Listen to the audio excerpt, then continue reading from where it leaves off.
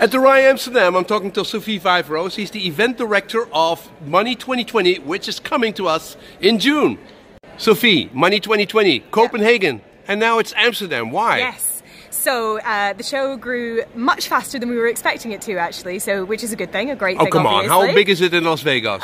In Vegas, we get just over 11,000 people. Yes. So in Copenhagen, we got 4,000 people our first year, just over 5,000 this year. So growing very, very quickly, and we just basically outgrew our home in Copenhagen. You outgrew Copenhagen. Okay. We outgrew Copenhagen. Now, Amsterdam welcomes you. Thank you so How much. has your welcome been? Oh, it's been fantastic. So warm. Such a warm city and such a warm welcome. So we've had meetings with the city, with the Dutch Banking Association, the Dutch Payments Association, with Holland Fintech, with so many different interesting companies and all kinds of companies. Yeah, and you already had a lot of visitors in Copenhagen. We did, yeah. From the Dutch, right? Yeah, we did, yeah. So, and what's the plan for June 2020?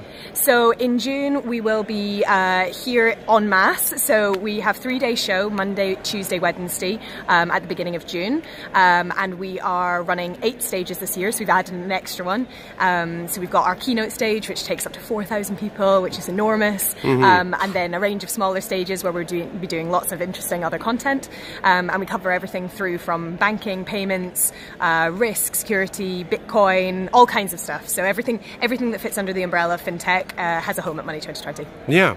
And why is it growing so rapidly? This, I mean, both in America, is it, or is Europe now the biggest growth? Because you're also in Asia. Because in March you will be in Singapore, right? Yeah. And cover like the Indian experiment, yes. and in China. Yeah. So I think the reason why people love Money2020 is because it's really an inclusive space. So although fintech and banking and payments is kind of our core, you know, anything that falls into that bracket, or anybody who has a stance on anything in that industry is very welcome. So, you know, we have people coming from governments, we have people coming from retailers who want to have have conversations about payments, for example.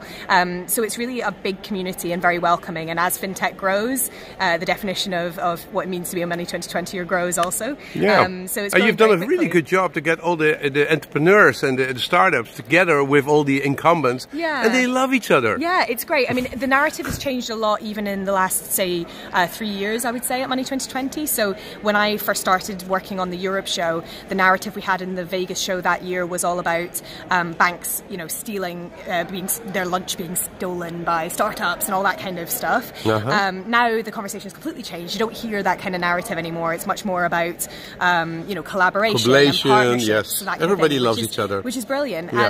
And so it has changed a lot as an industry as well in that time.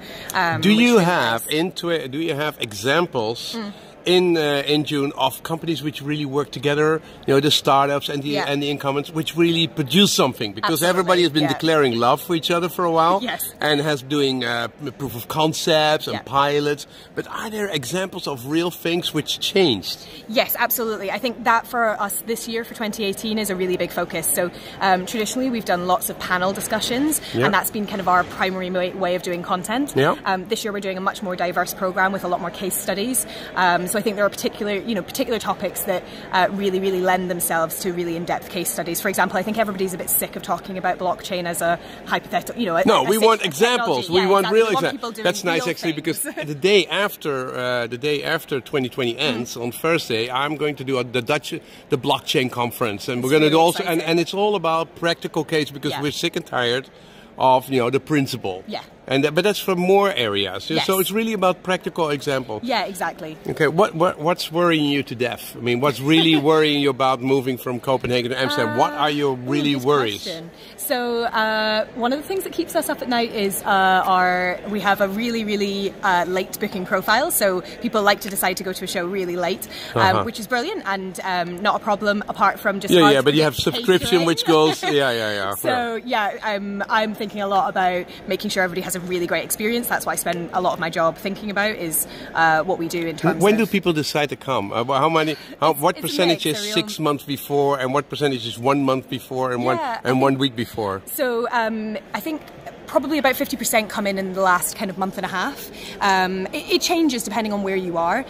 So now that we've moved to Amsterdam, I'd expect a lot more people to be booking earlier on, because it's a much easier city to navigate to. For example, you know, everybody knows it's going to be easy for them to get to Amsterdam, get a hotel. You know, it's a very easy city from that point of view. So it's an easy commitment. Yeah. So yeah, we've seen lots and lots of people getting involved early. We've already sold loads and loads of tickets. So yeah, we'll see where it goes from here, really. Okay. And you're now running off to where? Back to London. Yeah, back to the airport to head back to London. But I'm back in Amsterdam next Friday and here all the time. Okay. See you then. Great. Thanks.